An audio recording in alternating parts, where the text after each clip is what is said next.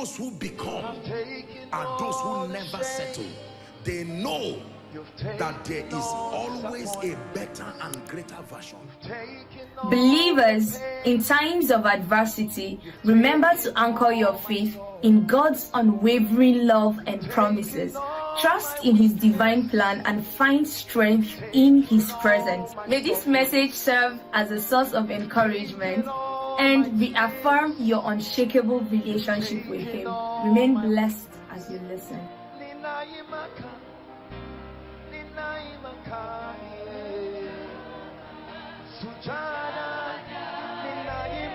How demons operate, right?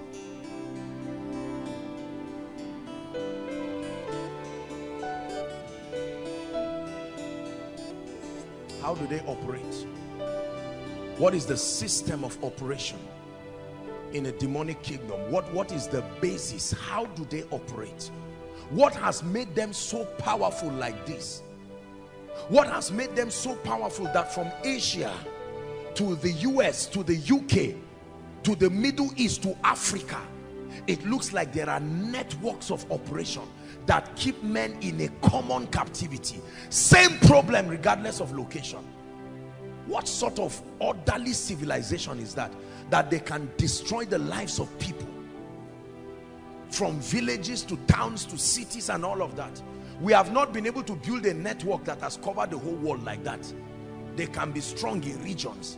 Yet the devil has built an arsenal that for as long as you are upon the face of this earth, there is a system of reaching you. There are three main ways that demons and Satan, listen carefully, there are three main ways that demons and Satan have access to all men, including believers. Only three. From the authority of scripture, there are only three ways. Number one, write it down: covenants. Number one, covenants. Covenants. Let's talk about it. Please look up. You can get my teaching, The Altar of Prayer. Listen to it, it will bless you. Covenants, for most of us, all we know about covenants is just the Old and the New Testament. That you know, the Old Testament, a foreshadow of the New, and the New, and so on and so forth. As wonderful as that is not the only idea about covenants. Write this down, please. A covenant is a system of authorization. A covenant is a system of authorization between two or more people. A covenant is a system of authorization between two or more people, ratified by the mystery of blood. Ratified by or with, whichever, the mystery of blood, with mutual advantages if kept. With mutual advantages if kept, and severe consequences if violated. With mutual advantages if kept, and severe consequences if violated. That's a covenant. A system of agreement, a system of authorization between two or more people or persons. It's possible that it can be a covenant between a spirit being. Are we together now? That the basis of that covenant, that is usually ratified by blood, is to create a system where there is mutual benefit, where the terms well-defined, the well-defined terms of that covenant are kept, and then with severe consequences. Listen, the concept of covenant predates Old and New Testament. You have to understand this. The concept of covenant predates Old and New Testament.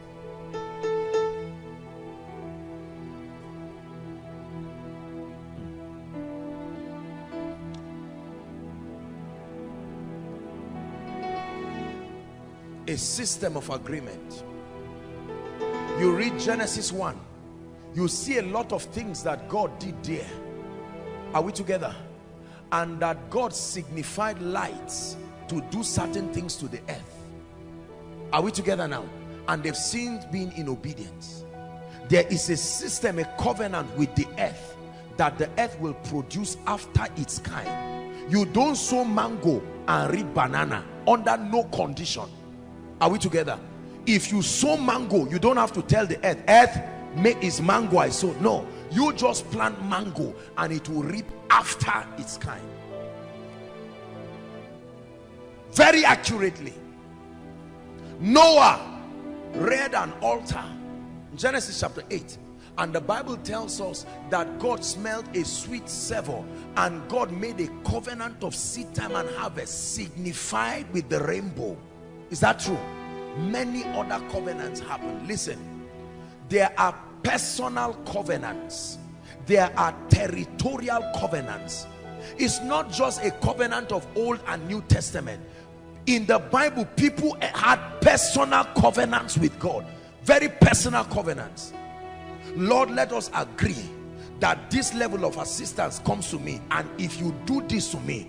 Some of the covenants had one-time conditions and benefits after it was gone.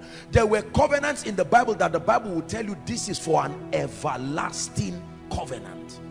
Everlasting. Are we together now? Yes. So there are all kinds of covenants. An agreement between two or more people that has mutual benefits. Are we together? If obeyed, if complied, and has a disaster.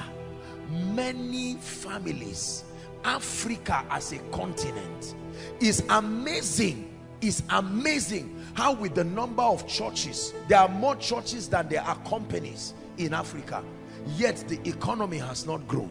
Yet many things have not happened. Our soil is the most productive of all soils in all the 7 continents. Yet in the midst of it, Israel, unbelievers who don't love God, they farm on top of mountains, and yet they export food and we eat it here.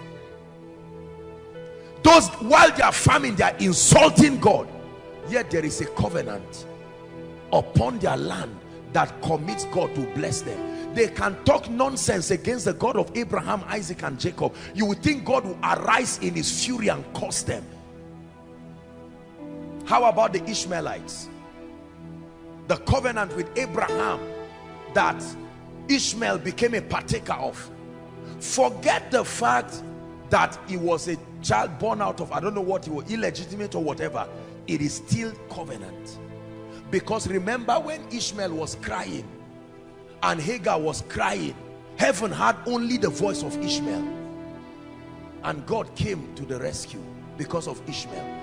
And that Abrahamic blessing is still at work till today. Strangely, look at the Middle East, a small nation with oil that is greater than that of Nigeria, very pockets of nations, yet their economy in strange way. It's not normal, my brother, my sister. It's not normal. Are we together? The first system of authorization that we know on earth that authorizes both God and, more importantly for our discussion tonight, demon spirits, is covenant. I will take out